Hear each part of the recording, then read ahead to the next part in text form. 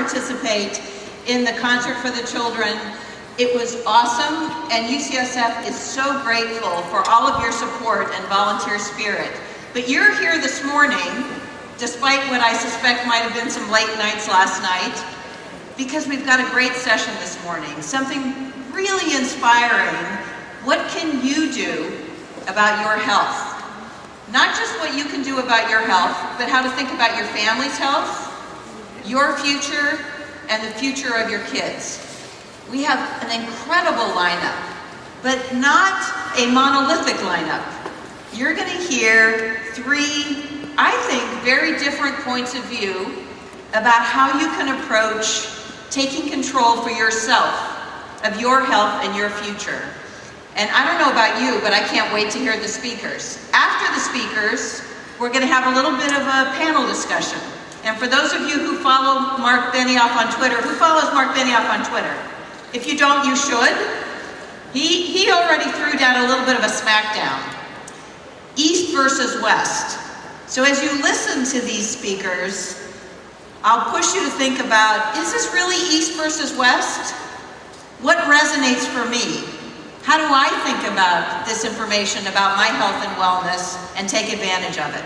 But let's get to the speakers. So I'm going to introduce our first speaker, who's not just an incredible thought leader in health, but a personal friend of mine for the last 20 years. David Agus is one of the world's leading cancer doctors and pioneering biomedical researchers. Today, he's professor of medicine and engineering at the University of Southern California Keck School of Medicine and Viterbi School of Engineering. Dr. Agus leads USC's Westside Cancer Center and the Center for Applied Molecular Medicine. How did I meet him? I met him at a birthday party. And since the day I met him, he's been pushing me and colleagues to go faster and do better things for patients with cancer. Over the past 20 years, he's received acclaim for his innovations in medicine and contributions to new technologies that continue to change all of our perceptions of health. You may know him from his best-selling book, The End of Illness. The End of Illness. Or you may have seen him on CBS, where he's a regular contributor. So now get ready for his next book that will be coming out in January 2014, A Short Guide to a Long Life. Please join me in welcoming Dr. David Agus.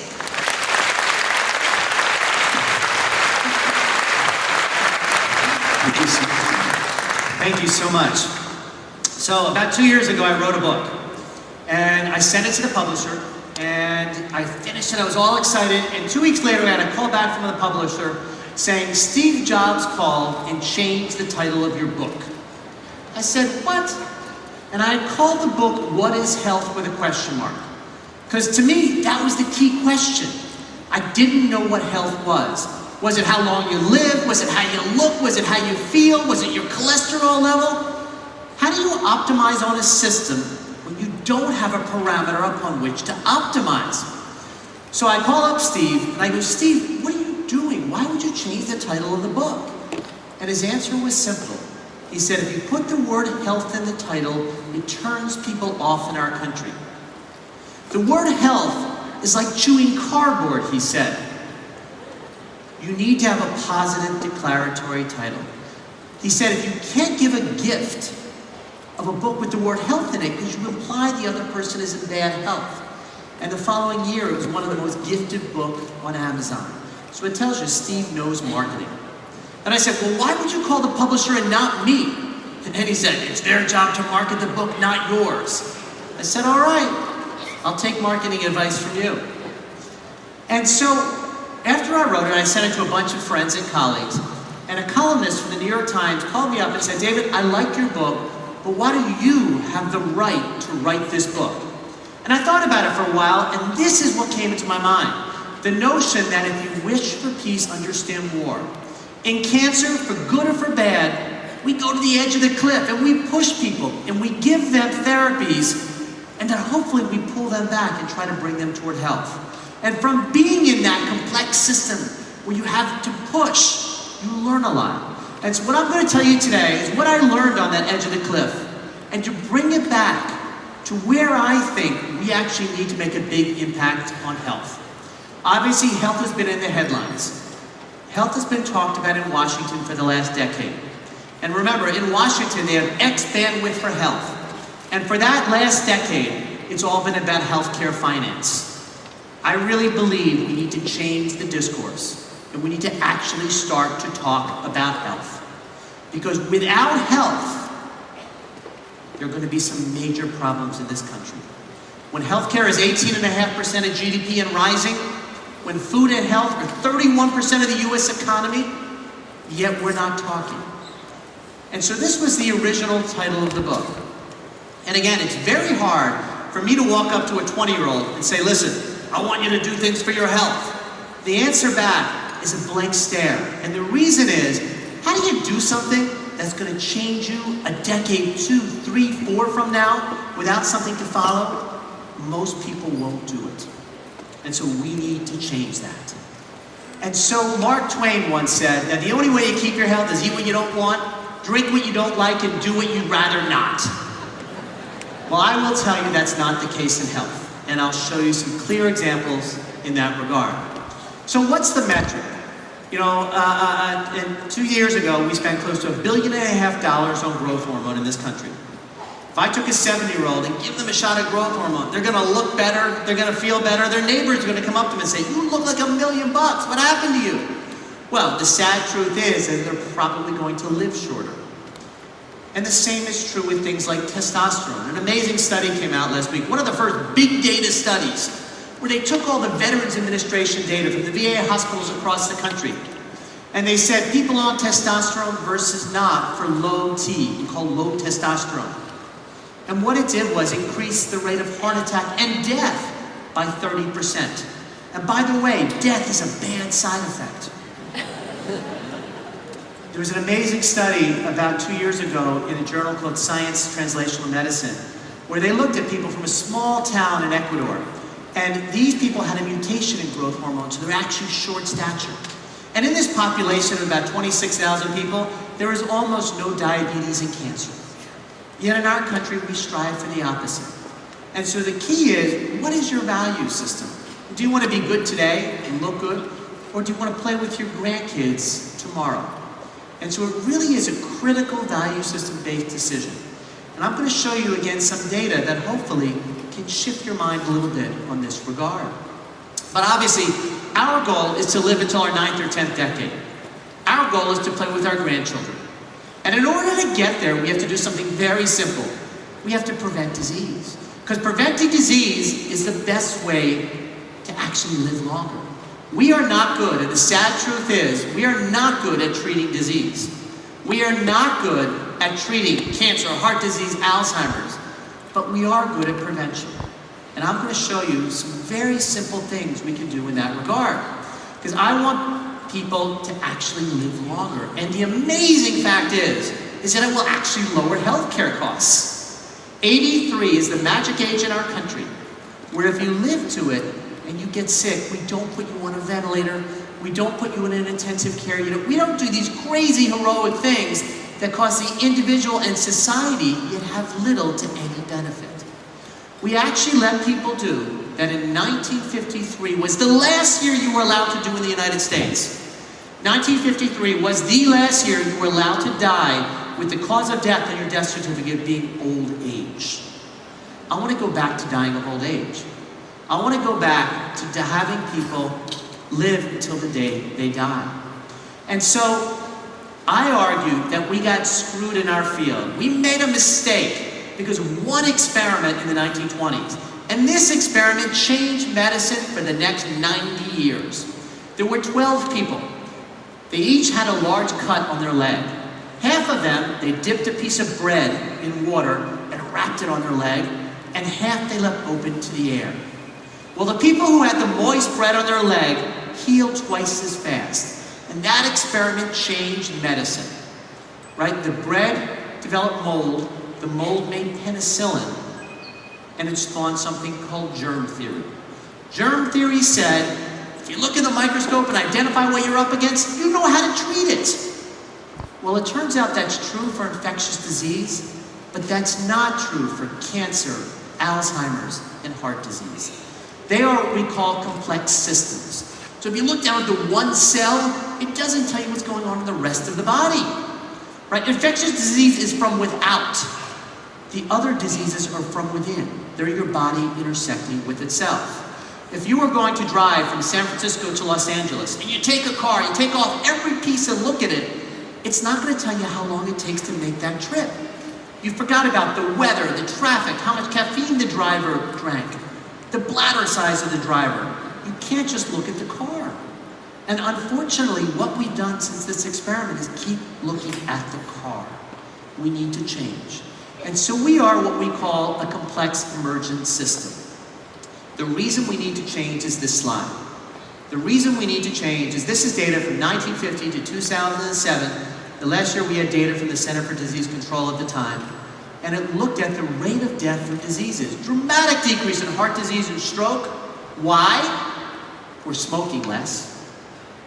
And by the way, still today, 90% of kids in high school smoke tobacco, even though we are dramatically smoking less. And the second reason is we have a class of drugs called statins that we'll talk about in a few minutes. But if you look on the right there, cancer, almost no impact. And again, I argue it's because we're treating it like germ theory. It's because we're looking at that car in depth and we forgot to look at the roads and the traffic. So what is a complex emergent system? Well, it's simple.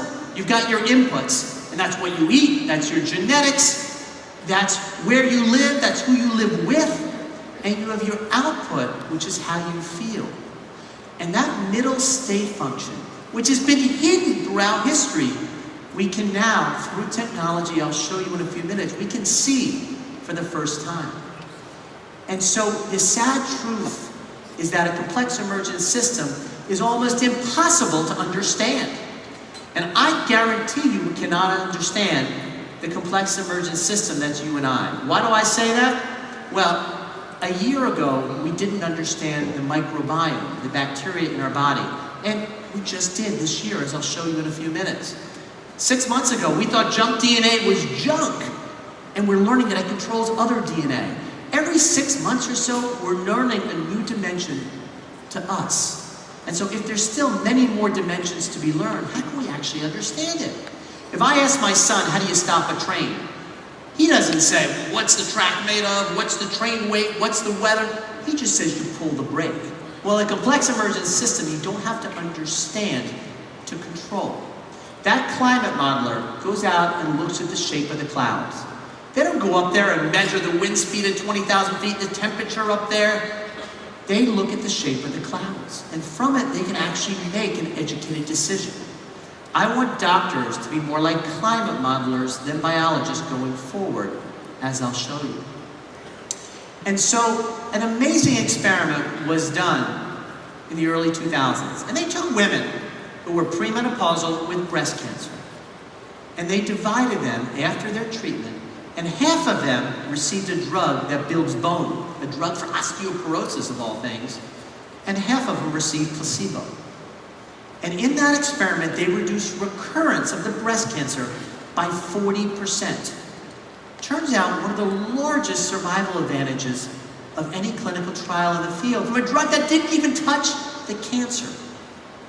Why? Because breast cancer metastasizes to bone. So you change the soil, the seed doesn't grow.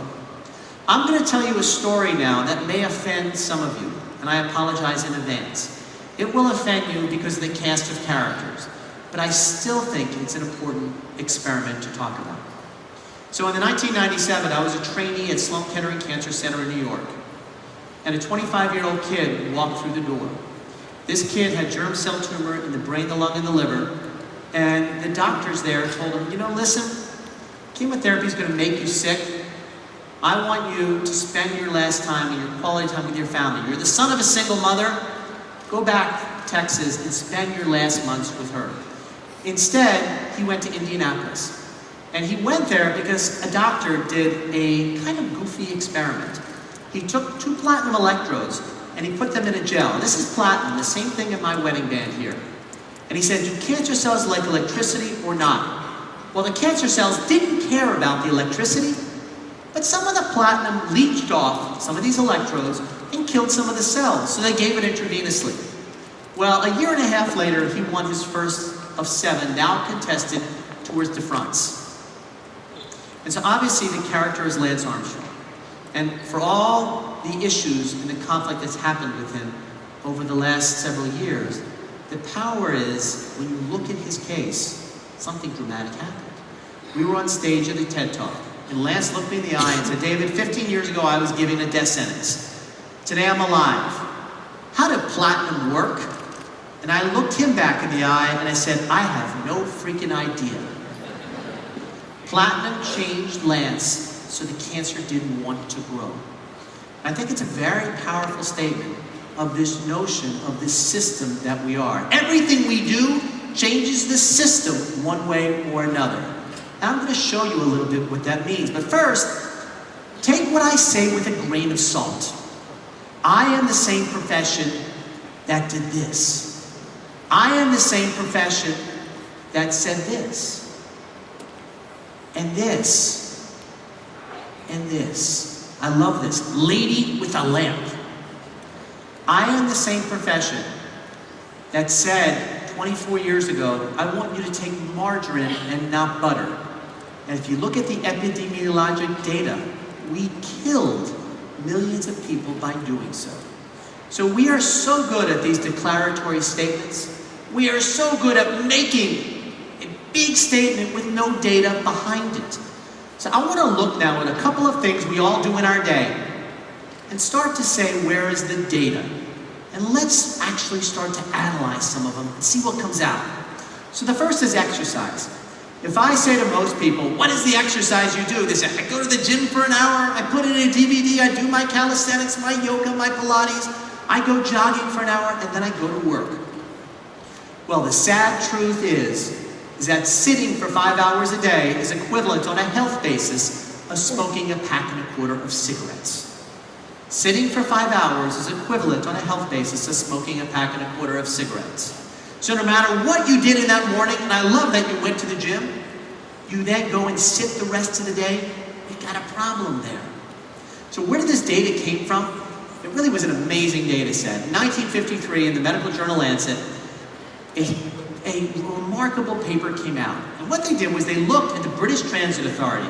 There were no privacy laws then. They could just open the medical records of whoever they wanted. There were 26,000 workers in the British Transit Authority. Half were the bus drivers that sat and drove the bus all day, and half were the ticket takers that walked up and down those double-decker buses. They weighed the same, smoked the same, lived in the same environment, and married people of similar socioeconomic background. Yet dramatically less heart disease and cancer in the ticket takers. We have become a society of bus drivers. The more important you are in the company, the closer your parking space is to your desk. The richer you are, the more bathrooms in the house, so you don't even have to walk room to room to go to the bathroom. We design houses now based on LEED certification, how they affect the environment, and the same thing with buildings. Why aren't we doing it with health? If I'm the CEO of a company, the first thing I do is I make the elevators coin operated.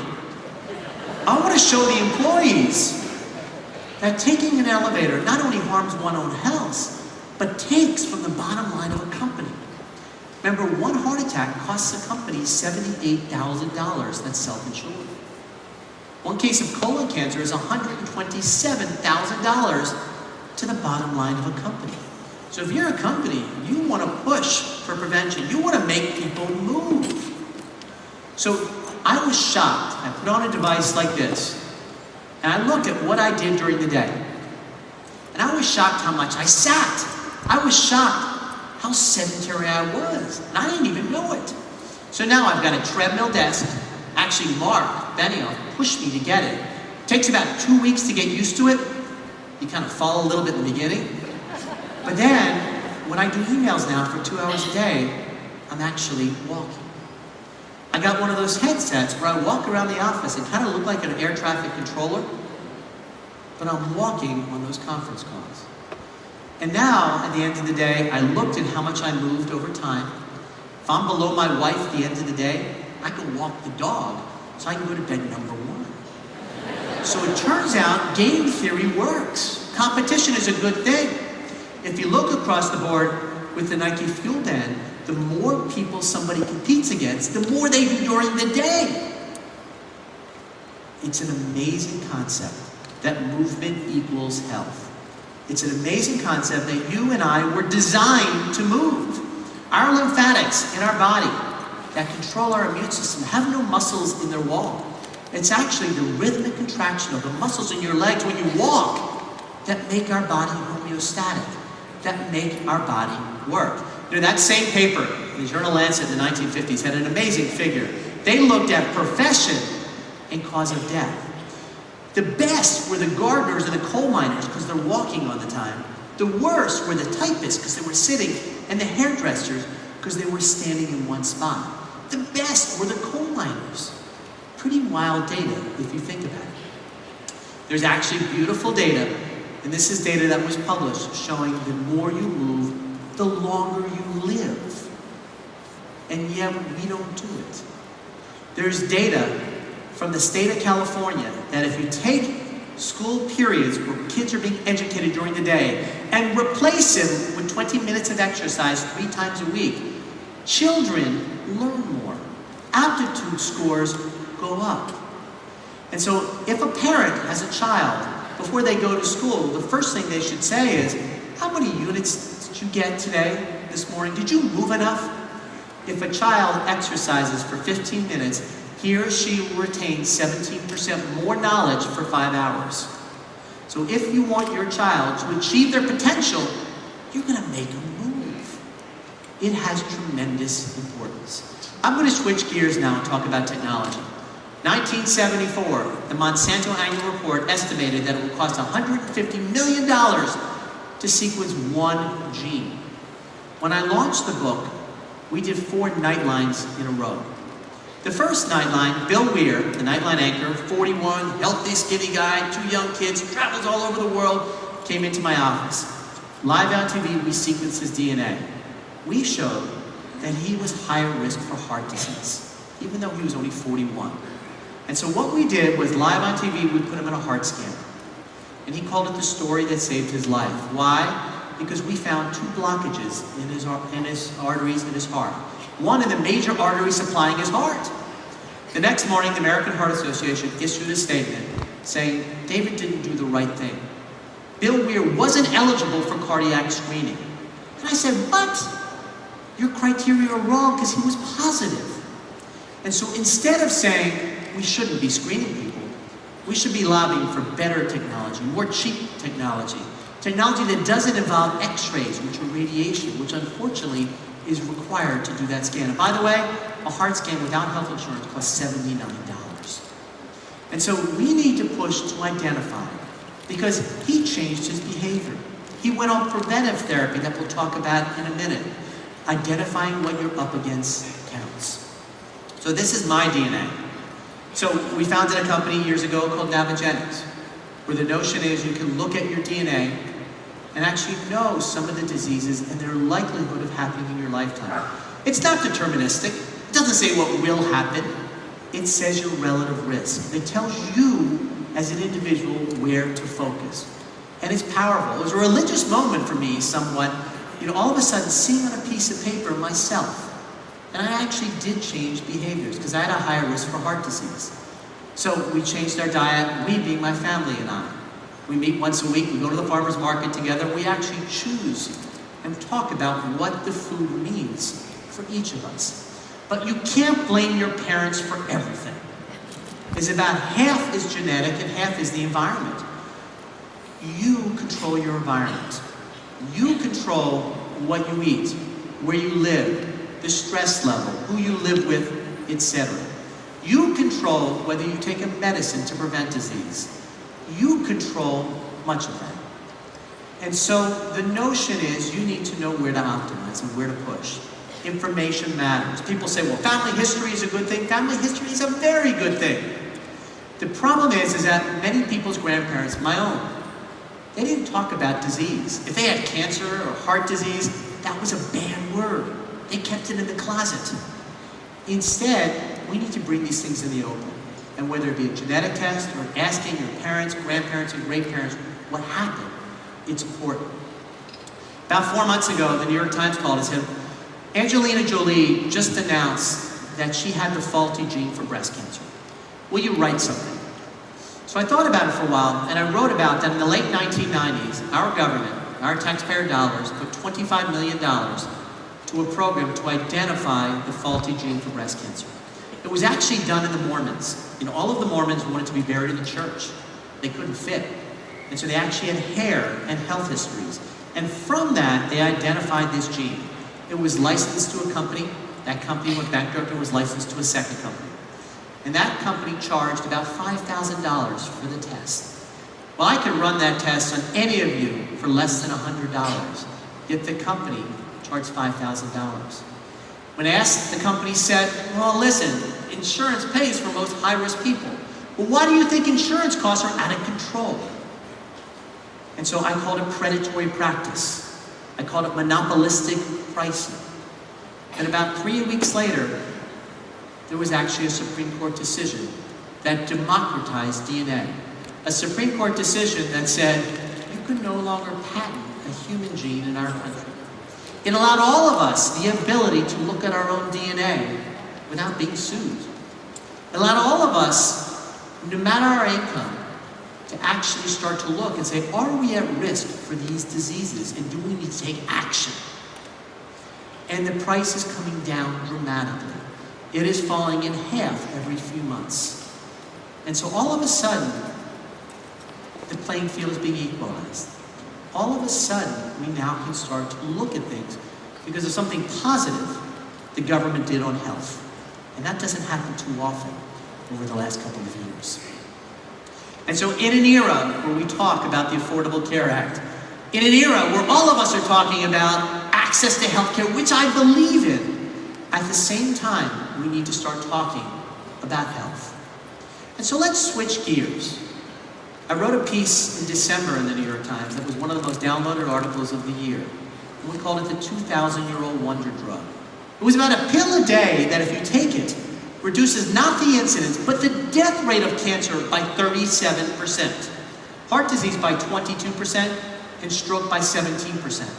It was about a pill that was initially described by Hippocrates 2,400 years ago, when he said, you take the bark of the willow tree and chew it, and pain and fever go away.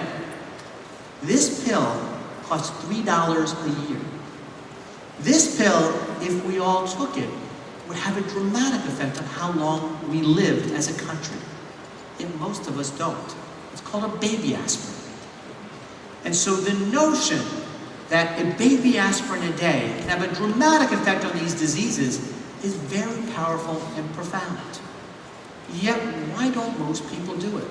We have a notion in our country that you can do whatever you want with regard to health. You can be obese, you can drink soda all day, eat trans fats, sit all day, smoke cigarettes, and then society will pay for the ramifications on a healthcare basis of what you did. Do what you want and then we will pay. Well, that has to change. One of the most amazing things was, I was interviewed in Washington, and they were saying, what do you like about the federal government? I said, I love the fact that they really push for fundamental biomedical research. They fund me and many other scientists across the country. And said, what don't you like? I said, listen, of the $30+ billion budget of the NIH, when I asked how much of it was spent on optimizing aspirin, taking away the side effects, making it better, the answer was zero. It's unintellectual. We need to change that. We need to take an observation like this and start to say, how do we get more people to do it? And how, at the same time, do we make it better? Because there clearly are side effects. Yet at the same time, it's a profound thing that a pill a day that reduces inflammation will have a dramatic effect on both heart disease and cancer. There's another class of drugs that have been in the news in the front pages of the last 2 weeks called statins. This was a class of drugs that was developed to lower cholesterol. But it turns out that their dominant mechanism is something else. It blocks inflammation. This is a pill, again, that is someone with a high cholesterol or a low cholesterol can actually delay heart disease and reduce the incidence of many cancers. This is a pill that if one is diagnosed with cancer and is on this pill, one actually lives longer. This is a pill that does have some side effects. They are minimal and they are reversible.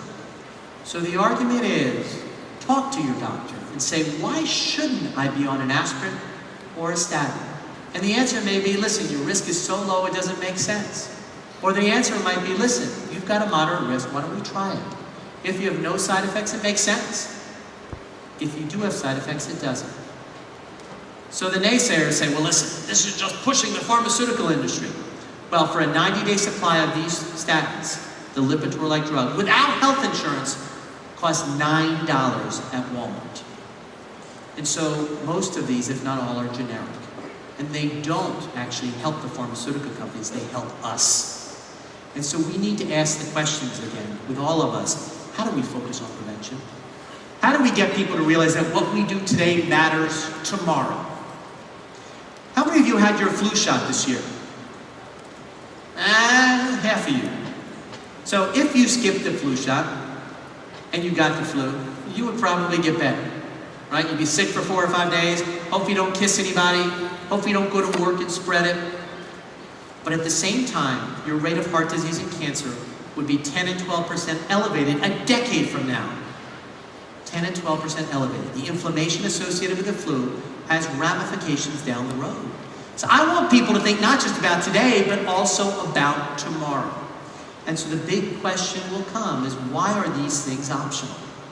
Why do we have the ability to say, I don't want to do it?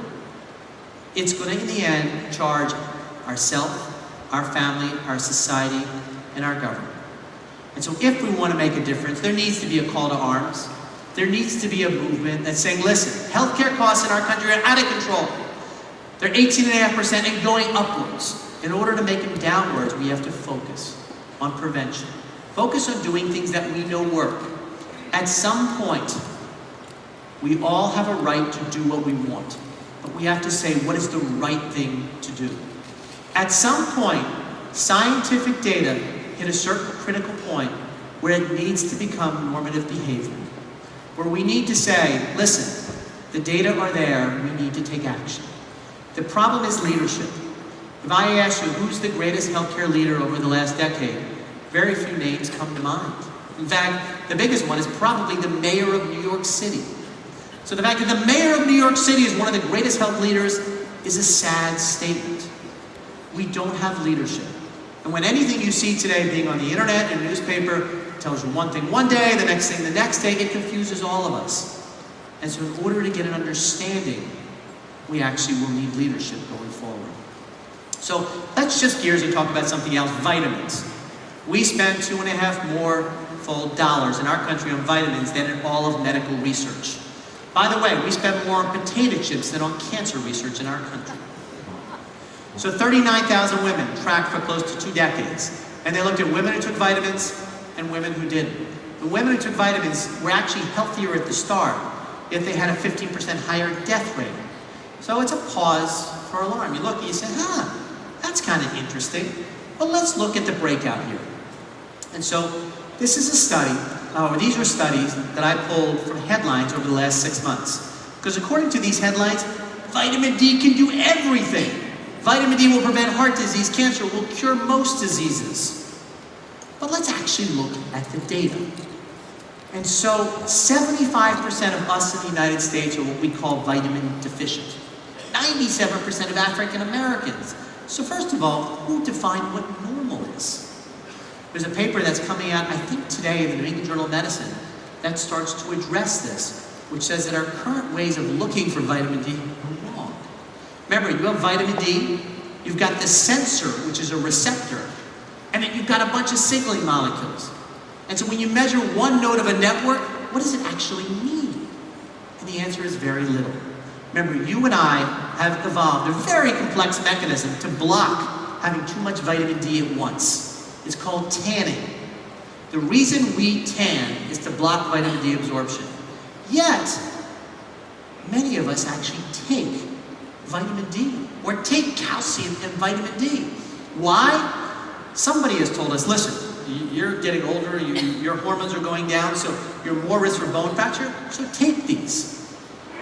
Take these pills. Well, let's actually look at the data. Remember, the country of Canada had to outlaw vitamin D testing because it was 11% of their entire country's laboratory budget several years ago.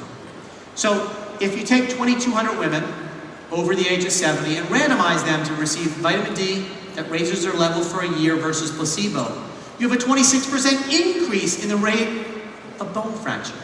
Not decrease, increase.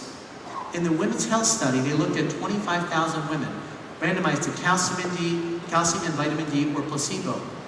And there was no effect on bone fracture rate at all of taking calcium and vitamin D.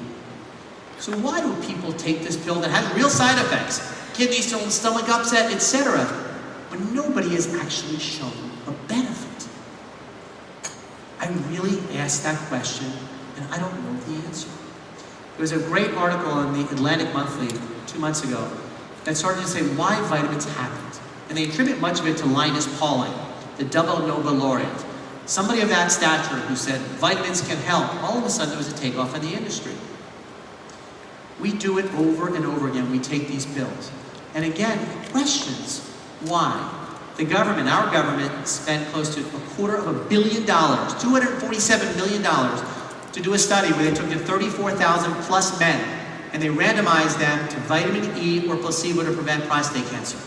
Why? Because many men, significant numbers, were taking vitamin E to prevent this cancer. They had to halt the study 3 years in because there was a 17% increase in prostate cancer in the men who took these pills. So again, why do we as a society say, do whatever you want, take these pills, when you're 65, which is when you'll get prostate cancer, we will pay for your care. There is something wrong here. There's something fundamentally in this picture that doesn't make sense. 63 randomized studies in the history of mankind with more than 1,000 people, multivitamins versus placebo, none have ever shown a benefit, ever. So the naysayers said, well, Agus, disease is so random and it happens so rarely every year in an individual. Let's look at people with higher disease. So smoker and former smokers, 18,000 of them, randomized to beta-carotene and vitamin A. What do you know? 28% higher lung cancer incidence, 17% higher death rate, and again, bad side effect when you took these supplements. Yet we allow people to do it. We don't just allow, most people over the age of 50 in this country take them. There's a notion that vitamins are good, anything by the pharmaceutical company is bad. By the way, who do you think makes most of the vitamins? It's the pharmaceutical companies. So there's another study that came out about 3 or 4 weeks ago looking at the 70 most common supplements taken in the United States. About a third of them were just dust. There was actually nothing even in the pill. Another third of them didn't have in it what they said was in it. So I really will cause everyone to say, take a step back. Look at what you're taking. There's an amazing thing called real food, and it works. But really the message is, ask that question. Somebody tells you to take a pill. I want you to say, where is the data that it will help me? I want you to ask and say, show me a study that's well done, that shows that it will benefit me. Don't say, it's my gut, it will work. Don't say, well, the body is light on it. You know, food now is grown so differently, you don't get nutrients. How many of your friends have scurvy or rickets or beriberi? I bet you it's not many. 1976, if you, your spouse, your friend thought they were pregnant, we took a tube of blood, we went to a hospital because this test could only be done in hospitals, and we injected a rabbit. 5 days later, we sacrificed the rabbit. If the rabbit's ovaries were enlarged, you were pregnant. That was the state-of-the-art in 1976. 1977, along comes a company called Warner Shilkout. For $9, they had a binary test. Pregnant, not. Will rabbits of the world rejoice? And at the same time, you radically changed maternal health and neonatal health from one single test. We were able to tell a woman she was pregnant. We're able to tell a woman, your behavior needs to change, your nutrition needs to change, and we can actually start to monitor the growth of the fetus from one single test. But we now have the ability of looking at all the proteins in the body. We now have the ability of looking at what we call the proteome. So this is it. This is a drop of blood going through a superconducting magnet. We get a 60 gigabyte picture of all the proteins in the blood. It's a moment in time. It's the conversation happening in our body. You know, this is actually the cover of my book. And this was Steve's lasting gift to me, is that he helped design the cover. 2 weeks ago, I was in New York doing the morning show with Charlie Rose, and the guest after me was Yo-Yo Ma. And I had last seen Yo-Yo together with Mark at Steve's memorial service, where he played beautifully. And he came up to me and said, David, you know, the cover of your book, this conversation, there's a periodicity here. The body is talking to us. I want to convert it to music. I want to make it so we can actually hear the body talking. And so I'm excited and curious to see what it will say. And hopefully we'll find that out over the next several months. But the power is we can start to look a moment in time. Remember, the way I look at genetics, it's like if you're in front of two Chinese restaurants and you look at the ingredient list, they're exactly the same. The food list is the same. Yet you taste the food, one can be great and one can be poor. Well, genetics are your ingredient list. What the food tastes like, that's a technology like proteomics. That's telling you a moment in time. So before I told you, ask about statins and aspirin, I don't want to say that anymore. I don't want to make generic one-size-fits-all recommendations. The way around that are technologies like this. The way around that is looking and saying, listen, at this moment, there's atherosclerosis happening. Your blood vessels are starting to get clogged. So let's make an intervention, and let's actually start to reverse it. Instead of just saying, you're 50, have a father with heart disease, take this pill. Instead of at age 50, we all go for our colonoscopy. Wouldn't it be neat if we had a blood test that say, listen, you have a colonic polyp, so let's do it, take it out. And did the doctor actually get it out? Did that polyp numbers go down?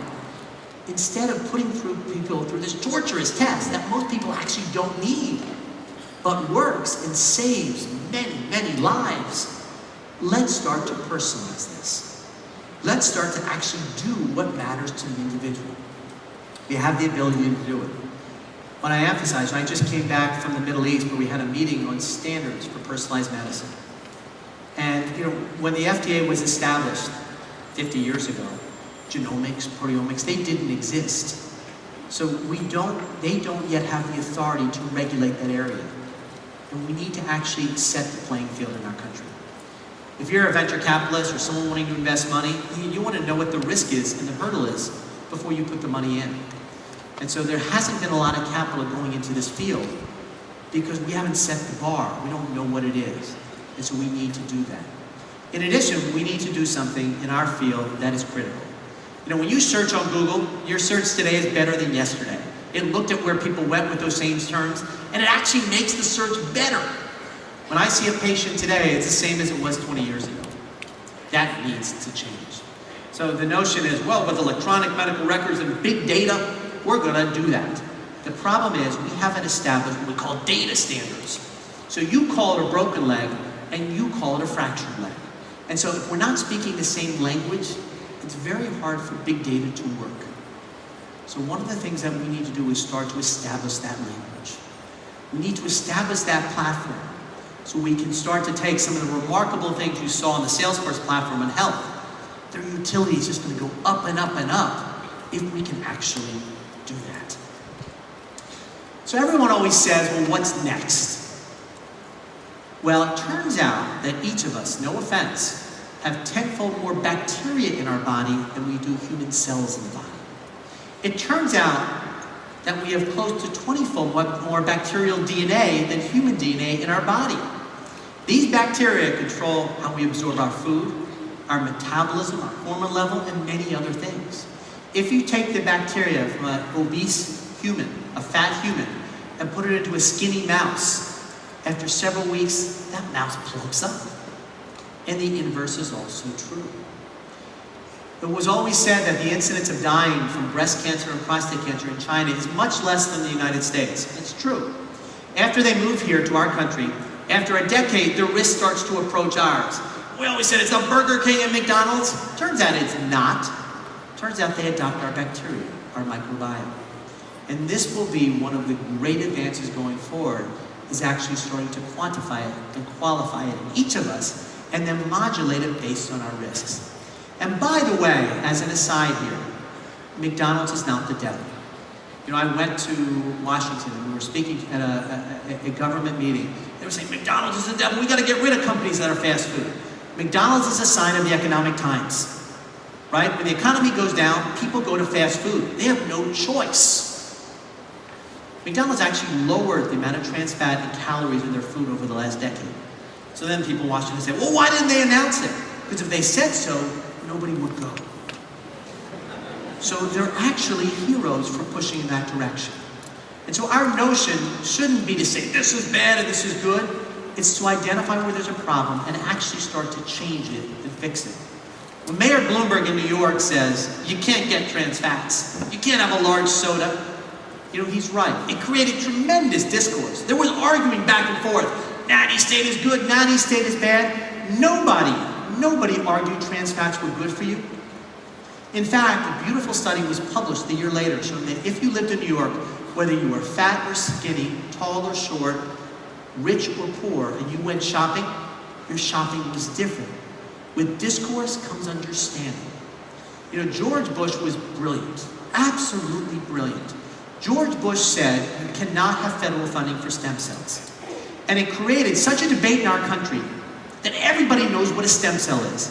He was, and obviously I'm being facetious here, he was brilliant because he wanted to popularize stem cells. And what better way than to make a polarizing debate? Because of it, everybody on the street of New York City, San Francisco, LA knows what a stem cell is. It works. We need to bring back the discourse on health. We need to make each of us start to talk and understand what we're actually doing. Health and food are 31% of our economy. We need to talk about it. I want to tell you one thing now that's very simple. Because everyone always says, well, what are the prescriptive things we could do as an individual and change things? I'm going to tell you about something that is so simple, but has a profound effect on each of our health. The first experiment involved 1,200 kids. 600, they said to the parents, have your child go to bed whenever they want. Here's a stopwatch, wake them up 10.5 hours later. The second group, they said, have your kids go to the bed the same time every night and wake up in 10.5 hours. Same amount of sleep exactly in both arms. Yet one was regular, one was irregular. Close to a 20% increase in cognition in the kids who went to bed at the same time and got up at the same time. Our bodies strive for regularity. That is good to great right there. And yet, we don't do it. If you have lunch today at noon and tomorrow at 2 o'clock, for 2 hours, stress hormones go up. When that happens, metabolism goes down, you actually gain weight. Your body starts to go into energy preservation mode and said, I don't know when that next meal is, I'm gonna have to flee a lion. So I gotta start to preserve energy. When it does that, you don't think as well, you don't exercise as well. People who graze, that is, eat their meals whenever they want, have 81% more diabetes than people who don't. So you talk about chronic medical conditions being a blight on society and hurting our economy. All we need to do is define meal times. Remember, throughout evolution, and remember, evolution doesn't select out for who lives longest. Evolution selects out for good children, who has good children. So with evolution, sometimes you need to tweak. But evolution is that we would get up in the morning, we would have the leftovers from the night before, we would go and we would hunt, and then at night the whole village or the family would sit down and eat their meal. We didn't have a closet that you can raid and eat whenever you want. That's an advent over the last 60 to 70 years. And that's what's actually causing major problems in our country and many others. In fact, there is an Asian country that, because of the book and talking about this, starts now to put a law that companies during meal times are going to have bells. And there's fines in companies with more than a certain number of employees who serve food during mealtime. Here in Silicon Valley, we praise companies that have food out all the time. Right? The better the cafeteria, the more food available 24 hours a day, the better the company is. In actuality, it should be the opposite. You care about your employees. You're going to make sure that there's breakfast time, lunchtime, dinner. And again, it doesn't matter if you have 2 meals a day or 5, it's the regularity that counts. Your body likes to know what to expect so it can start to regulate its hormones. You know, all of us, right, we get up at a certain time every morning, then on the weekends we try to sleep a few extra hours later. When that happens, come Monday, our body expects to sleep later again. And so it takes 2 to 3 days to get off that cycle and lower those stress hormones. By the time we do, it's back to that weekend again. So again, we want to live long, better, prevent disease. A very simple thing that doesn't cost much is start to focus on these issues. You know, John Kennedy said, I'm going to put a man on the moon. And obviously this is the 50th anniversary of when John Kennedy was shot. And if you look at the New York Times the next day, the editorials were uniformly negative.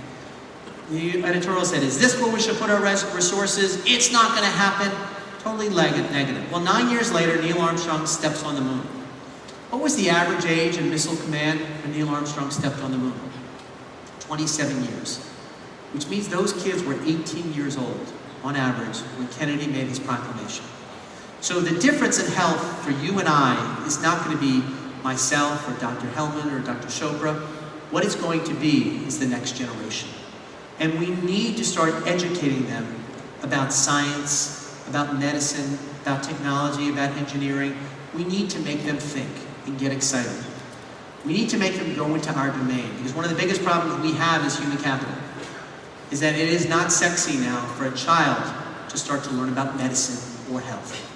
It is not sexy to learn about food. You know, this is the first year since World War II there's not enough food to go around in the world. So I want innovation in food. Well, who are the great food scientists today? There aren't that many. And so we need to push people. You know, I did this thing called Khan Academy that most of you here in Silicon Valley have heard about, where Khan and I did a talk about the various angles of health and put them up.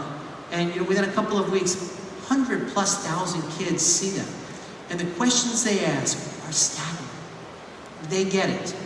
The problem is, if I talk about health or medicine, it crosses domains. Physics, math, science, engineering.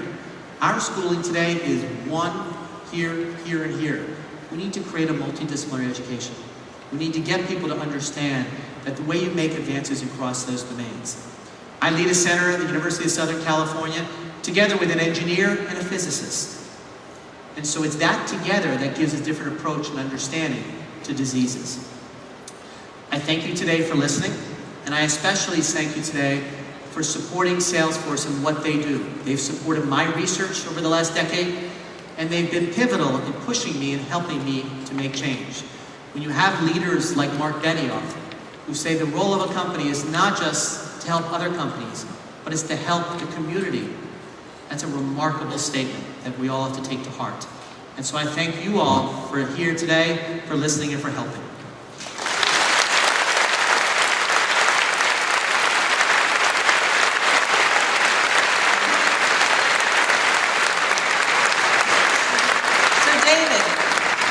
Question before we go on to our next speaker. So put yourself in the shoes of Art Levinson. A few weeks ago on Google Plus, an announcement's made, brand new company, Calico, focused on longevity. And you just gave us this whirlwind tour of a data-driven way of how you look at health. A short guide to a long life, did I get that right? So from the guy who's going to put out a book called A Short Guide to a Long Life, you're at Calico. What's the most important science question that needs to be asked and answered regarding longevity? It's hard to put it on one question, but get a load of this, is that I'll give you two. Children with cancer is greater than 90% curable. Yet when that child turns 25, that same cancer becomes incurable. So there's a resiliency switch that happens, right? Disease in kids is rather rare. Disease is a function of the 6th, 7th, and 8th decade. So if we can start to figure out what changes in that system, why resiliency happens in the cancer, the heart disease, the Alzheimer's, I think we're going to get a fundamental understanding of it. And look back at these observations and this data, right? There's an observation that is profound that taking a baby aspirin reduces disease. Well, why? How does it really work? Can we optimize on that? Historically, when you take something that works and make it better, that's where you've seen the major advances. So a resiliency switch, and why does aspirin work? I'm with you. Excellent. Thank you, David Agus. Thank you, guys. Thank you so much.